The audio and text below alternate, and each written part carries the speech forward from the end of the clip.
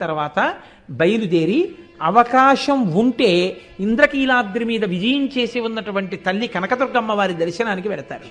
అవకాశం ఉంటే సమయాన్ని బట్టి. విజయవాడ కనకదుర్గమ్మ మీకు తెలుసు, ఇంత పసుపు రాసుకుని ఇక్కడి నుంచి ఇక్కడికి నవ్వుతూ ఎంత అందంగా ఉంటుందో. ఆ తల్లి ఇలా శూలం పట్టుకుని ఇలా చూసి నవ్వుతూ ఉంటుంది. పైన పోతనగారి పద్యం ఉంటుంది.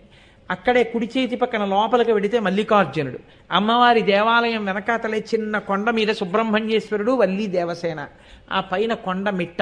అక్కడే ఒకసారి దేవీ నవరాత్రుల్లో పూజ చేస్తుంటే అకస్మాత్తుగా కొండ మించి పెద్ద సర్పం కింద పడింది.